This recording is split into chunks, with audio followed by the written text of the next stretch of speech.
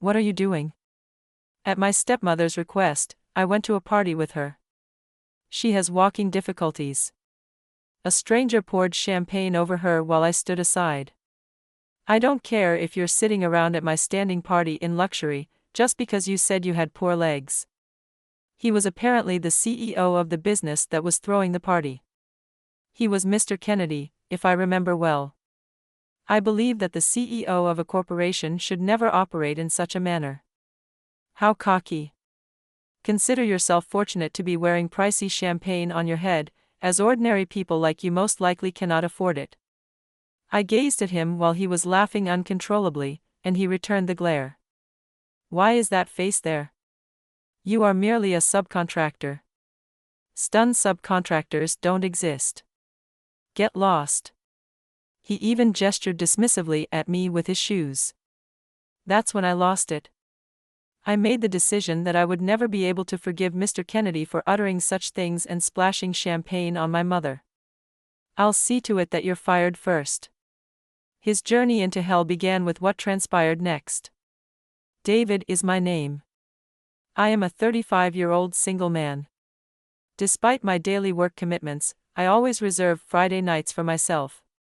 My mother and I eat dinner together at that time. Did I keep you waiting long? I apologize for that. No, David, she looked up at me with a smile and said, I just got here myself. This year, my mother Catherine celebrated her 55th birthday.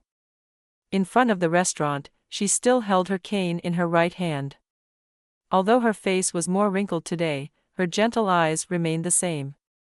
Her cane is an integral part of her everyday existence because she was born with a handicap in her legs.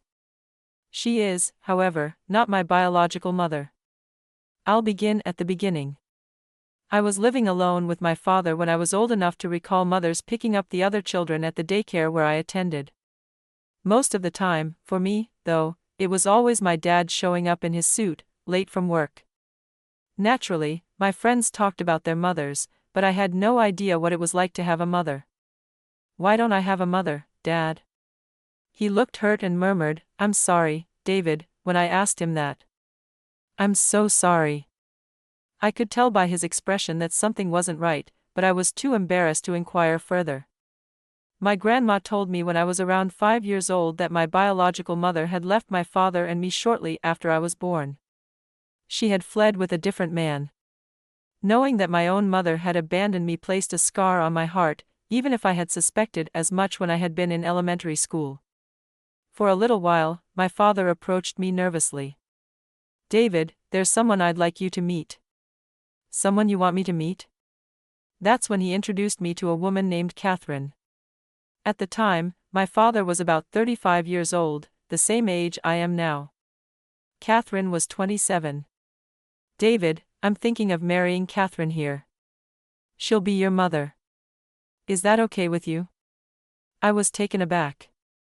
It wasn't surprising considering I had never had a mother in my life, and suddenly I was being told I'd have one. There was also something I was curious about. Why do you use a cane, miss? Looking back, it was rude to ask that question right off the bat, but back then I was just a little kid. Nice to meet you, David. I was born with a disability in my legs. I can walk with a cane, though. Would you mind having a mother like me? Catherine spoke with a hint of uncertainty. But I shook my head. No, I'm happy to have a mom. Great. If David is okay with it, let's shake hands to say, looking forward to living together from now on. We shook hands. I remember how soft and warm her hand felt. After that, my father brought me to meet Catherine a few more times. Each time she made me homemade snacks or helped me with my studies. I grew fond of her and gradually found myself talking to her more easily. 6 months after we met, my father and Catherine got married. It was my father's second marriage but Catherine's first. They worked at the same company, which is how they met. Catherine didn't want a lavish wedding, so they simply took a commemorative photo instead. Even as a child, I was struck by how beautiful Catherine looked in her wedding dress. That photo of the three of us as a family is still displayed on my desk today. My father smiling warmly, Catherine with a shy expression, and me in my school uniform looking a little nervous. It's a happy family photo. The three of us started living together for a while. I called Catherine Miss instead of Mom. It felt a bit awkward and embarrassing to call her Mom at first, but neither she nor my father pressured me about it. Catherine continued working while also taking care of the household. She was especially skilled at cooking, and for me, who had been eating my dad's limited menu, her meals were like a dream come true. Miss, can I have seconds on the hamburger steak? Of course, I'm so happy you like it. She always smiled kindly, and I gradually opened up to her. I even started talking to her about what was happening at school.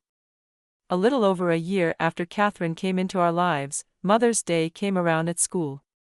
We had a class project to draw a picture for our mothers and give it to them as a gift.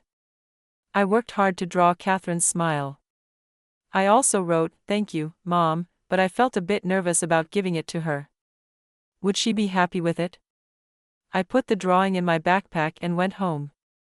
While I hesitated, Catherine noticed something was up. "David, what's wrong? Do you have something you want to tell me?" Mom, thank you for everything." When I handed Catherine the drawing, her eyes widened. Then tears began to stream down her face in large drops. "You're calling me Mom. I'm so happy, thank you." Overwhelmed with emotion, she pulled me into a hug. "Can I call you Mom from now on?" "Of course." My dad was there, and my mom was there. I was happy about that life. Dad continued to shower me with affection, and Catherine, no, Mom, supported me with care and discipline when I needed it. I cherished this ordinary family life more than anything. However, that simple happiness didn't last long. One day, my father suddenly collapsed at work. Mom, who worked at the same company, rode with him in the ambulance to the hospital. But he had suffered a heart attack, and by the time they arrived at the hospital, it was too late. When I was brought to the hospital, I saw my father lying there with a white cloth covering his face. His hands were cold, and no matter how much I talked to him, he wouldn't wake up. Behind me, Mom was crying uncontrollably. Thus, my father suddenly became someone who would never return. From the time I was born, he protected me and even raised me alone for several years. Losing him left me in a daze. Even during his funeral, everything felt unreal. The only thing I clearly remember is Mom holding my hand tightly the entire time. After the funeral, it was just me, my grandmother on my father's side, and Mom. Grandma liked Mom. I didn't fully understand it at the time, but they seemed to get along well. "That boy left far too soon, but I'm sure he was happy in those last few years with you," she said. Hearing this, Mom began to cry again.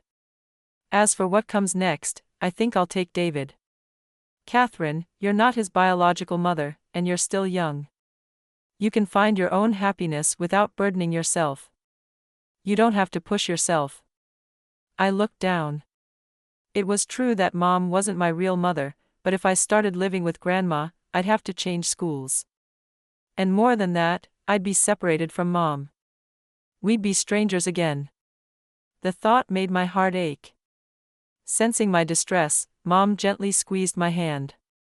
"No, Mother, I'll raise David." Both Grandma and I looked at her in surprise. "But Catherine, your legs aren't strong, and you might struggle financially. There may be times when you feel like David is a burden. Are you really sure about this?" "Yes," I decided on the day David called me Mom for the first time. I decided that I would always protect him and be his mother for life. It's true that it might be hard at times, but it's for my precious son. For his sake, I'll give all the love he deserves, even the love of his father, and raise him to be a fine young man. So could you please trust me with David?" Her words carried an unshakable resolve. Tears streamed down her face. Grandma asked, "Catherine, are you truly okay with this? Will you think of David as your real son?" "Of course. He is my one and only son." I looked up at her face. She turned to me and asked, "David, is that okay? Will you keep living with me? Tears rolled down my cheeks as I nodded. The warmth of her words calling me her son melted the ice that had formed in my heart after losing Dad. Yeah, I want to stay with you all. I'll help out a lot and be a good boy, so please let me stay with you. David, as we cried together, Grandma looked at Mom and said, when you need anything, don't hesitate to tell me. I'll help however I can. Catherine, please take good care of David. And just like that, I continued living with my mother after my father's death. Mom must have been devastated by the loss of my father. She must have felt lonely and unsure of herself, but she never showed those tears in front of me. Instead, she tried to maintain the same warm and enveloping smile as always. Mom decided to keep her job in accounting while raising me on her own. Every morning, she would wake up early to prepare breakfast for me before heading to work. Since I got home earlier than she did, I tried my best to help with the housework to lighten her load. Whenever I helped out, Mom would smile warmly and say, "Oh David, you did the laundry. That makes me so happy, thank you."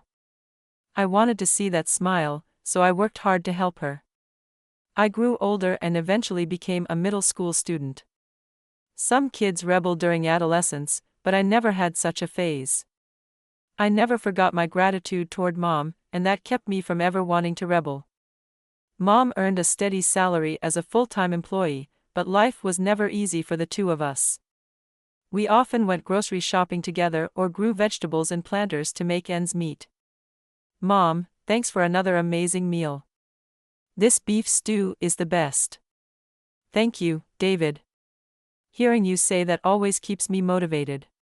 When exam season came, I earned a scholarship to the best high school in the region. Mom was overjoyed and proudly said, "You're my wonderful son." After starting high school, I got permission to work a part-time job. I wanted to make life a little easier for Mom. "David, I'm grateful you're working part-time, but remember your main responsibility is to study.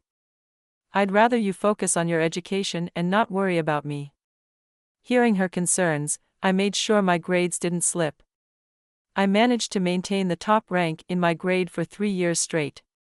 It wasn't easy, of course, but when I thought about the sacrifices Mom had made, it felt manageable. Finally, my senior year arrived. "David, you haven't told me much about your plans after high school. What are you planning to do?" One day, Mom asked me this question, and I answered, "Well, I'm thinking of becoming a civil servant after graduation. I'll probably pass the exam, so don't worry." "Wait, David. You've never mentioned wanting to be a civil servant before. Is that what you really want?" "Not exactly. I just want to become independent as soon as possible. Being a civil servant means stable income, and I could help you out more." Mom's eyes widened, and then her voice turned sharp. "David, sit down right now." "Huh? Oh, okay." It was rare for Mom to show anger, but at that moment, she clearly was. I nervously sat and looked up at her. "David, children should never hold back for the sake of their parents. Your teacher told me you're an outstanding student who can get into any college. Don't you really want to go to college?" I hesitated. The truth was, I did want to go to college and study something I was passionate about. But that would mean living on my own and paying for tuition, which I knew would be a huge financial burden. The college costs too much, and I don't want to. "I know you're thinking about me, and I appreciate that, but don't forget that I think about you just as much as your mother."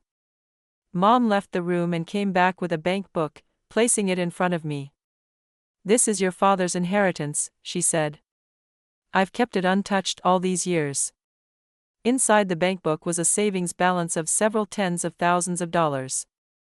"David, I've been saving money for your college education as well.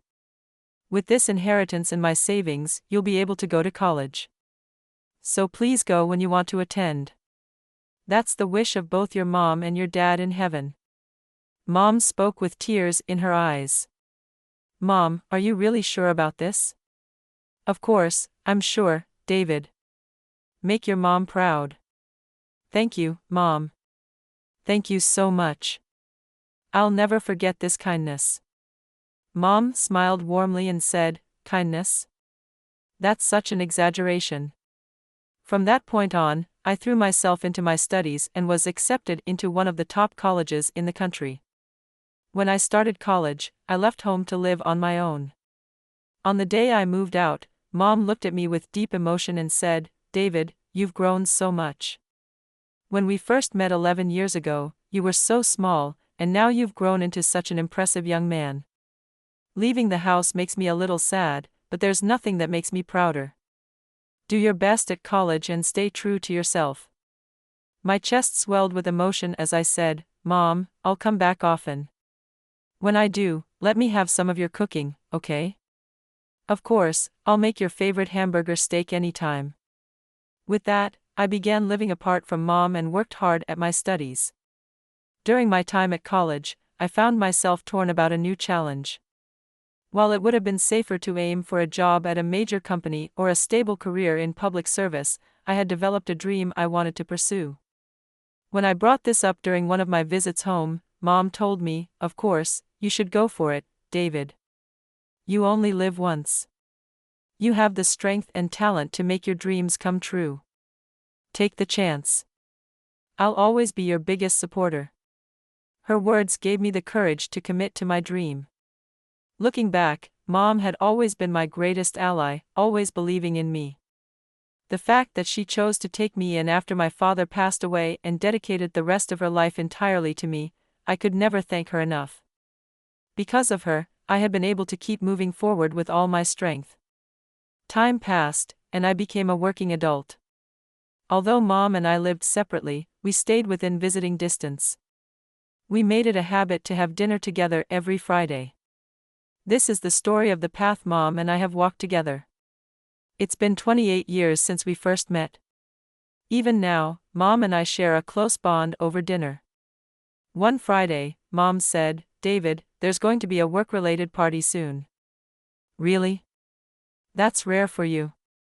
Mom currently works as the head of accounting at a small company. It's the same company she worked at when she met Dad. Her long years of dedication had been recognized, leading to her promotion. All department heads and above are invited. It's hosted by the company we contract with, and they said we can bring family if we're attending alone. David, would you come with me? Are you sure it's okay for me to go? I want to secretly show you off to my colleagues.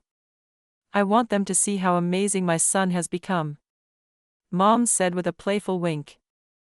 If you put it that way, I'll gladly join you. When's the party? Next Sunday.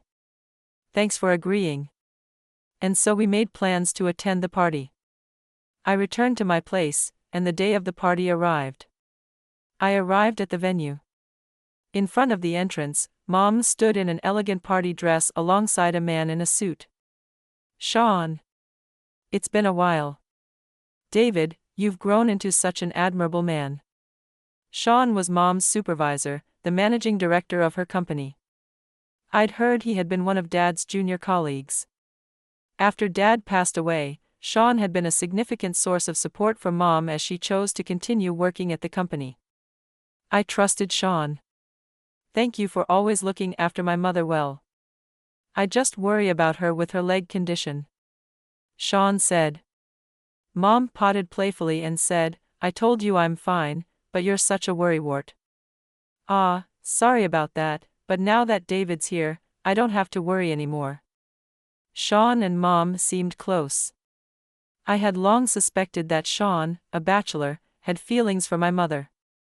Mom also seemed happy whenever she talked about him, and I wondered if they had mutual feelings for each other. However, I believe their lack of progress might have been because they were being considerate of me out of respect for Mom's decisions. I had never interfered in their relationship, but deep down, I'd hoped that it would work out between them. As we entered the party venue, the lively standing buffet was just getting started. Sean guided Mom to a seat in a quiet corner of the room where she sat down. I'll grab us some drinks, I said, and went to the drink section to grab 3 glasses of white wine. While there, I also picked up some light snacks like cheese and olives. As I returned to where Mom and Sean were seated, I noticed from a distance that someone was standing in front of them. It was a middle-aged man, large in stature, dressed in an expensive-looking suit. To my shock, he dumped the contents of his champagne glass over Mom's head. "What are you doing?" I pushed my way through the crowd to reach them. Mom's hair was dripping wet, her bangs clinging to her face as water dripped down. Sean, who had been away for a moment, returned. His eyes wide in disbelief. "And who might you be?" "I'm her son." "Why on earth would you do something like this?" The man sneered. "Sitting comfortably at my standing party acting like you own the place. I don't care if she claims her legs are bad. That's no excuse." Apparently, this man was the CEO of the company hosting the party. His name was Mr. Kennedy. I was about to get up, but he poured the champagne before I could. "My mother looks like she's about to cry. As a company CEO, don't you think this behavior is utterly inappropriate? What a cheeky little brat. Says like you probably can't afford this expensive champagne. So consider this an honor." As I glared at Mr. Kennedy, who was laughing loudly, he glared back at me. "What's with that face? You're just the son of a subcontractor. Subcontractors are nothing but dust. Blow them away and they're gone. Now get out of here." He even made dismissive shooing gestures. At that moment, I completely lost my temper. I made up my mind not to let Mr. Kennedy get away with pouring champagne on my mother and saying such cruel things. "Let's start with getting you fired." Mr. Kennedy exchanged glances with his entourage before bursting into laughter. "You think you can get me fired? Go ahead, try, if you can, you little punk." His expression was full of arrogance and confidence. Without a word, I calmly took out my phone and dialed a number. "Hello, Mr. Kingston, it's me. Sorry to call you out of the blue, but I'm afraid we'll have to cancel this deal." "Yes, it's because of your CEO, Mr. Kennedy." He poured champagne over my mother and told her to get lost. After finishing the call, I hung up. Mr. Kennedy stood there, his mouth agape, staring at me in shock. "Kingston. That's the name of our group's chairman." Almost immediately, his phone tucked into his chest pocket began ringing. "No. Mr. Kingston, that can't be." Mr. Kennedy fumbled and dropped his phone, his entire body trembling as he looked at me with fear in his eyes. "Oh, what's your name?" "My name is David. I'm the CEO of a company called DC Corporation." When I said that, Mr. Kennedy's face turned pale. He opened his mouth. "DC Corporation? You mean the giant company that just decided to partner with us?" "Yes, that's correct." As I replied, the room erupted in murmurs. "Yes, I am currently the CEO of 20 multinational global companies. DC Corporation grew tremendously in the tech sector and recently began selling smartphones and tablets worldwide. The manufacturing for those devices had been entrusted to the company led by Mr. Kennedy, which happened to be the primary contractor for my mother's company. Incidentally, this party was to celebrate the contract between DC Corporation and Mr. Kennedy's company. I actually started my business during my college days. My mother gave me a push and supported me. Turning her support into motivation, I kept working hard and gradually grew Company D, which started as a small business, into something much bigger. Now, Company D has become a global corporation. As a company CEO, shouldn't you at least recognize the face of the CEO of a major client? I bent down to help wipe my mother's wet clothes as I said this to Mr. Kennedy. Why would someone like the CEO of DC Corporation be here? I sighed deeply. I'm only here today to accompany my mother, who works for one of your subcontractors. Incidentally, I approved the deal with your company to ensure the profitability of my mother's company. Her company deals in essential components for smartphones and tablets. That said, this contract now seems to be in jeopardy." As I spoke calmly, Mr. Kennedy visibly trembled.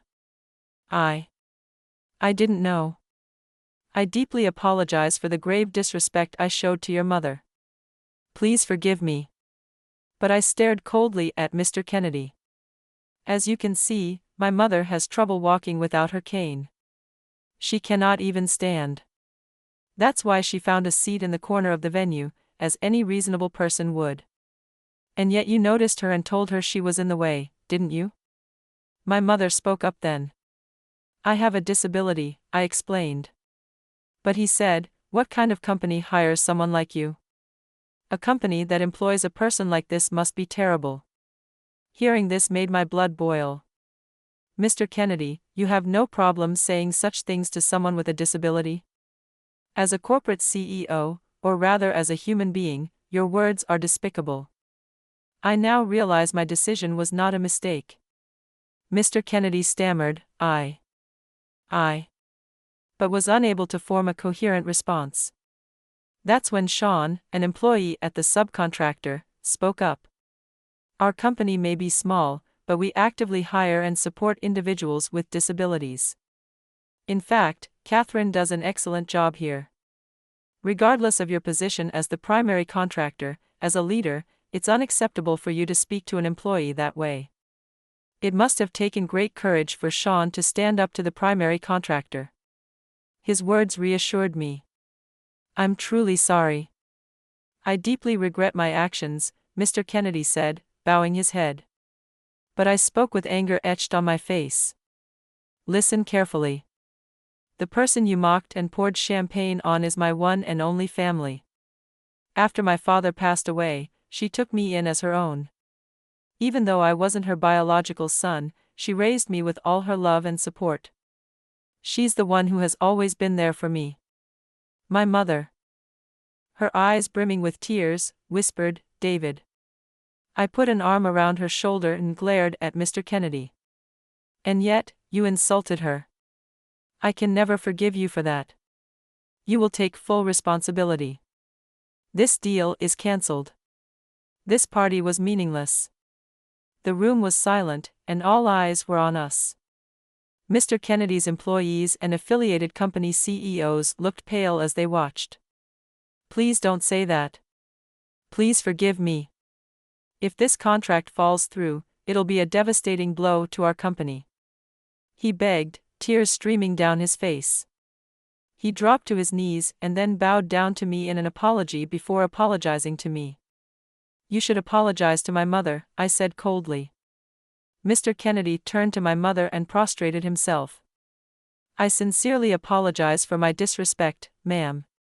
Please, I beg you, convince your son not to terminate the contract. My mother responded firmly to Mr. Kennedy. I too am deeply offended by your actions. I have no intention of interfering with my son's decision. I can't be. I once again opened my mouth to speak. Since my mother says the same thing, I have no intention of changing my decision. At that moment, Mr. Kennedy clung to my legs. Please, anything but that. Feeling annoyed, I was about to shake him off when a commanding voice echoed from the entrance of the venue. That's enough, Kennedy. A chill ran through the room. Ah, Mr. Kingston. It was Mr. Kingston, the head of Mr. Kennedy's corporate group, whom I had spoken with on the phone earlier. Mr. Kingston approached us and bowed deeply. I sincerely apologize for the tremendous disrespect that our group's Mr. Kennedy has shown your mother. Mr. Kingston, nearing 80 years old, carried the authority befitting a leader of a major corporate group. There is no need for you, Mr. Kingston, to apologize on his behalf, I replied. Mr. Kingston shot a sharp glare at Mr. Kennedy. After discussions with the board, we've decided to dismiss Mr. Kennedy from his position as CEO. Ignoring Mr. Kennedy's shocked outburst, Mr. Kingston continued. This man has done nothing but flaunt his authority since becoming CEO, and he's been disliked by many. His dismissal is well deserved. We cannot ask you to continue the partnership, but I hope you'll accept my sincerest apology. Mr. Kingston bowed his head sincerely as he spoke. I looked at Mr. Kennedy and asked, Are you certain about dismissing him? Yes, I promise. Mr. Kingston replied. Mr. Kennedy shouted in desperation. Mr. Kingston, I don't want to be fired. I've worked so hard to reach this position. Silence. It was my mistake to entrust someone like you with such responsibility. Leave this company immediately. The very words, leave, that Mr. Kennedy had spat at us earlier were now being hurled at him by Mr. Kingston. Defeated, Mr. Kennedy slumped to the floor in despair. Mr. Kingston, if you can dismiss Mr. Kennedy, we will continue our business relationship. I sincerely look forward to working with you in the future. Your kindness knows no bounds. I cannot thank you enough. Mr. Kingston replied, grasping my hand and bowing repeatedly. Then turning to Mr. Kennedy, he barked, now, remove this man immediately. At his command, Mr. Kingston's aides dragged a protesting Mr. Kennedy out of the venue. My mother and I merely watched the scene unfold. Afterward, Mr. Kingston reorganized the event, and the party resumed. However, since my mother's clothes were drenched, I decided to take her home. As we exited the venue, every attendee bowed to us in respect. I gave Mr. Kingston a nod and left the venue with my mother and Sean. Mom, that was a rough ordeal. Are you okay? You're not feeling cold, are you? When I asked in the car, my mother smiled. I'm fine, David. More than that, thank you for standing up for me. It really warmed my heart. Relieved by her words, I noticed Sean bowing his head toward me. David, I'm sorry. If I hadn't taken my eyes off her, I could have protected your mother better. Don't worry, Sean. You stood up for her, even though Mr. Kennedy was your superior. That took real courage. My mother also thanked Sean, but he seemed a little embarrassed. So, I decided to tease him a bit. By the way, Sean, what do you think of my mother? What? That's, though nearly 60. Sean's face turned bright red. David, don't say such things. My mother's face also seemed slightly flushed. Well, I'm a busy man, so I've been hoping someone could stay close and take care of her, I said. Sean, let me ask you again, what do you think of my mother? Then Sean spoke clearly. The truth is, I thought of Catherine as someone very special for a long time. But I've seen how hard Catherine worked after losing David's father, raising him with everything she had. I thought if I shared my feelings, it might shock or confuse her. I nodded at his words and turned to my mother. There you have it, Mom. What's your answer to Sean? My mother looked confused as she glanced back and forth between Sean and me. She seemed unsure of what to say. Sensing her hesitation, I spoke gently. Mom, it's okay for you to be happy. You've done so much for me, always putting me first, always trying to be the best mother you could. But I'm okay now. It's your turn to find happiness. If you care about Sean, I want you to take his hand and be with someone who values you. My mother's eyes glistened with tears as she replied in a trembling voice, I'd also think of Sean as someone very dear to me. Sean, may I take your hand? Sean's face lit up with joy as he exclaimed, of course. I smiled as I watched the two of them clasp hands. This is what happened afterward. Mr. Kingston kept his promise and officially dismissed Mr. Kennedy from his position. Having been removed from the company, Mr. Kennedy became a shadow of his former self. It's said that he squandered his wealth during his tenure, leaving him with little savings. His wife divorced him, his children abandoned him, and now he lives alone, shut away in his home.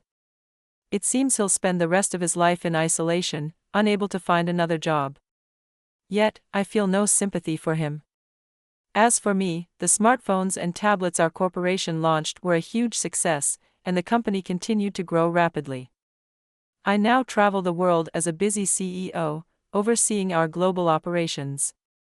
Despite my hectic schedule, I don't worry much about my mother. That's because Sean is by her side. The two of them got married, and my mother moved into Sean's apartment, where they now live together. Sean is completely devoted to her, which gives me great peace of mind. One day, while I was at work, my phone rang. David, how are you doing? I'm doing fine, Mom. Well, Sean and I are thinking of going to the US for our honeymoon. I'd love to see one of your company's offices while we're there. Of course. I'll take you to some of my favorite spots while you're here. Hearing that, my mother laughed happily.